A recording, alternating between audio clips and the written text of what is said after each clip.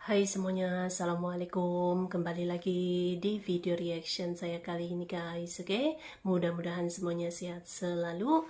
Nah, kali ini saya mau tengok video tentang ini ya. Lembaga top dunia sebut Indonesia negara paling sejahtera nomor 1 di dunia. So, jangan lama-lama lagi, mari sama tengok video ini. Let's go.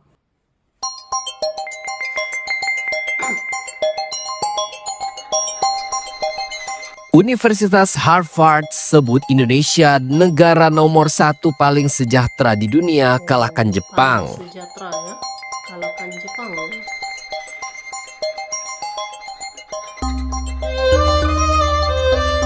Uang memang terbukti tidak bisa membeli kebahagiaan. Sebuah studi yang dilakukan oleh Universitas Harvard dari Amerika, Baylor University dan lembaga survei internasional Gallup menempatkan Indonesia dalam peringkat pertama teratas sebagai negara yang penduduknya paling flourishing atau sejahtera secara menyeluruh, mengalahkan seluruh negara-negara maju di Asia, Eropa dan Amerika.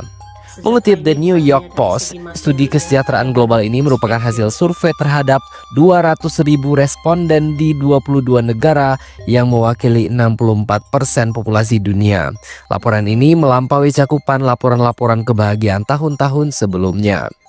Hasil survei ini menempatkan Indonesia di posisi puncak kesejahteraan dengan memperoleh skor flourishing tertinggi yakni 8,47 dari skala maksimal 10.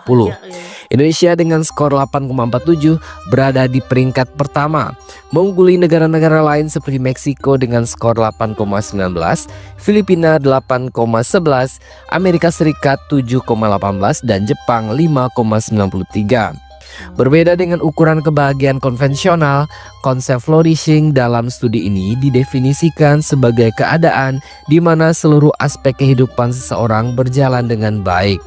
Konsep itu mencakup tidak hanya kesejahteraan mental dan fisik, tetapi juga makna dan tujuan hidup, karakter dan kebajikan, hubungan sosial yang erat, serta stabilitas ekonomi dan material. Meski bukan negara kaya, Indonesia dinilai unggul berkat tingginya kualitas hubungan sosial, nilai-nilai kebersamaan dan keterlibatan masyarakat. Karakter prososial seperti gotong royong dan ikatan komunitas yang kuat menjadi faktor pembeda dibandingkan negara-negara maju seperti Amerika Serikat yang menempati peringkat 12 dan Jepang yang berada pada peringkat terendah dalam daftar. Indonesia tidak menonjol secara ekonomi, tetapi memiliki kekuatan dalam hubungan sosial dan nilai-nilai karakter yang mendukung komunitas. Begitu kata peneliti seperti dikutip dari The New York Post pada hari Senin 5 Mei 2025. Negara yang juga menempati peringkat teratas dalam studi ini adalah Israel, Filipina, Meksiko, dan Polandia.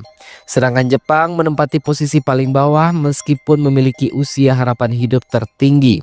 Ini karena banyak warga Jepang yang dinilai tidak memiliki hubungan sosial yang dekat satu sama lain. Studi juga mencatat aktivitas kelompok rutin seperti keagamaan berkontribusi besar terhadap kualitas hidup. Negara-negara berpenghasilan tinggi cenderung mengalami kekurangan dalam aspek hubungan bermakna dan keterlibatan komunitas dibandingkan dengan negara-negara berflower seperti Indonesia. Kami tidak mengatakan bahwa kekayaan dan umur panjang tidak penting, tapi temuan ini menunjukkan bahwa ada harga yang mungkin dibayar dalam proses pembangunan. Begitu kata Brendan Case, salah satu penulis studi.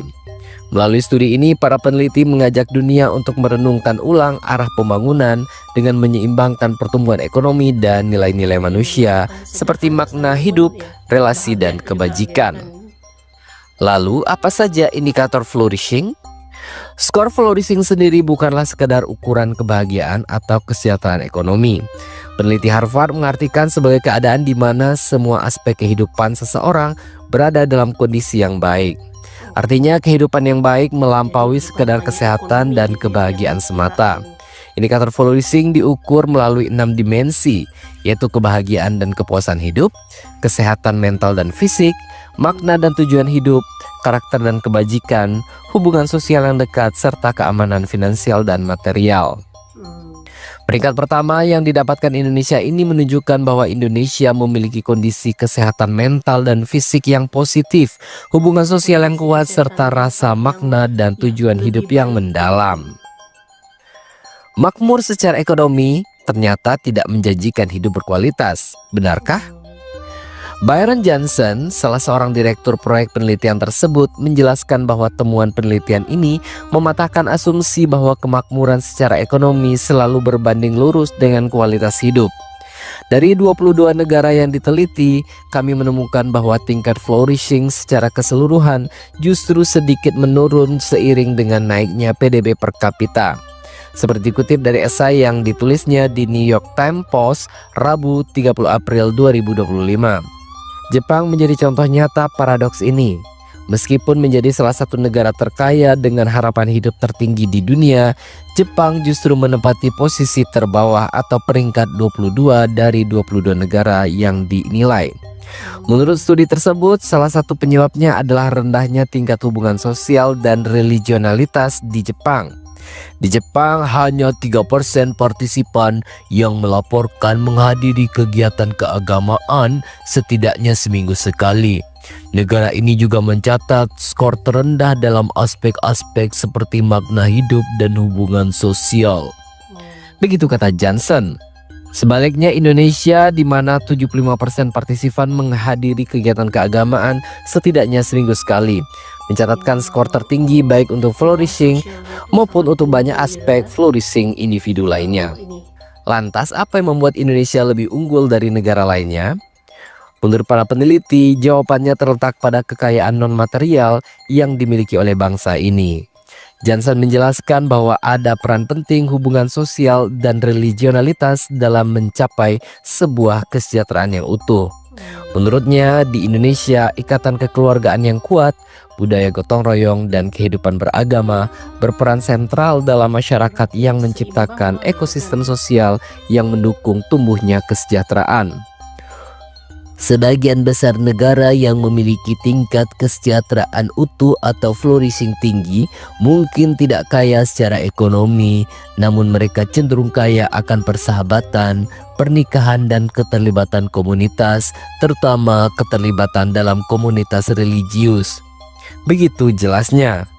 Ia juga menambahkan bahwa Indonesia seringkali dibandingkan dengan Jepang yang dianggap menjadi pihak yang tidak bisa menguntungkan diskusi pembangunan internasional. Semua ini terjadi karena Indonesia memiliki julukan perangkap bagi masyarakat berpendapatan menengah, di mana pertumbuhan ekonomi masyarakat terhenti sebelum mereka bisa mencapai tingkat pendapatan yang lebih tinggi. Kaya secara sosial atau kaya secara ekonomi? Studi Harvard ini memunculkan pertanyaan penting tentang model pembangunan yang selama ini dianut negara-negara berkembang. Haruskah negara seperti Indonesia mengorbankan kekayaan sosial dan spiritualnya demi mengejar pertumbuhan ekonomi? Kita perlu mencari cara untuk mendorong pembangunan ekonomi tanpa mengorbankan makna, tujuan, dan hubungan. Begitu ujar Johnson.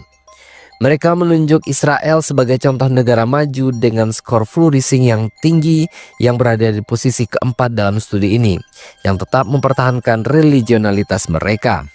Mungkinkah sesuatu dari kemajuan Israel memberi contoh bagaimana Indonesia dapat mengejar peningkatan pertumbuhan ekonomi dan stabilitas politik tanpa mengikis komunitas erat yang menjadi sumber nilai kehidupan di sana?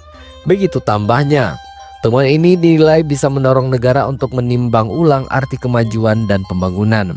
Meskipun masih dalam tahap awal, penelitian menunjukkan bahwa memprioritaskan pertumbuhan ekonomi dan kemakmuran material di atas segalanya justru malah merugikan masyarakat secara sosial. Menjadi miskin memang tidak diinginkan, dan kita harus berusaha meningkatkan kondisi material. Namun penelitian ini seharusnya mendorong orang untuk bertanya apakah memprioritaskan pertumbuhan ekonomi dan kemakmuran material di atas segalanya adalah keputusan yang tepat. Begitu kata dia. Menurut para peneliti, bagi Indonesia sendiri, hasil studi ini bisa menjadi momen refleksi yang sangat berharga. Di tengah upaya mengejar pertumbuhan ekonomi dan menaikkan status menjadi negara berpendapatan tinggi, penting bagi kita untuk tidak kehilangan kekayaan sosial dan spiritual yang telah menjadi kekuatan kita selama ini.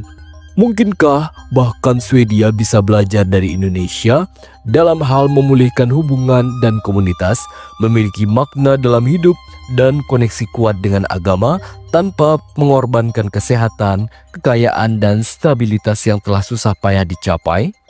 Begitu pungkas Johnson. Pertanyaan ini barangkali perlu dibalik bagi Indonesia. Dapatkah kita mencapai kemakmuran ekonomi tingkat Swedia atau setara dengan Swedia tanpa mengorbankan flourishing yang telah kita capai? Jawabannya barang tentu akan menentukan arah pembangunan Indonesia ke depannya.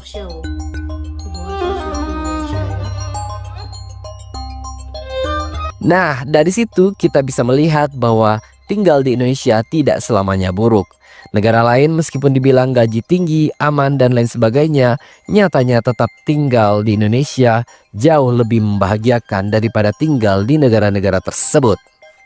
Jadi, bagaimana menurut pendapat Anda? Oke. Jadi ya hubungan sosial di Indonesia ya memang sangat dekat dengan budaya gotong royong, hidup bermasyarakat itu memang sangat tinggi gitu kan. Hidup sederhana saja pun masih tetap bahagia ya, intinya adalah ya bersyukur pasti gitu ya. Sebab kesejahteraan ini kan bukan hanya dinilai dari segi materi, pastilah gitu kan, siapa yang tidak mau gitu kan ekonomi yang stabil gitu ya, tapi juga harus diseimbangkan dengan kesehatan mental gitu kan, tujuan hidup, makna hidup gitu ya, harus seimbang gitu. Kalau untuk hubungan sosial itu di Indonesia memang sangat tinggi gitu kan. Jadi Indonesia berada di peringkat pertama ini disebut sebagai negara paling sejahtera sebab bukan hanya mencakupi gitu ya pertumbuhan ekonomi, tapi juga kesehatan mental yang lebih baik gitu kan, makna dan tujuan hidup, bahkan juga kehidupan sosialnya juga sangat tinggi gitu kan, skornya gitu terbaik. So, terima kasih banyak sebab kami sudah menonton video ini. Jangan lupa untuk subscribe, like, komen, dan juga share ya. Kita bertemu lagi di video reaction saya yang seterusnya. Assalamualaikum.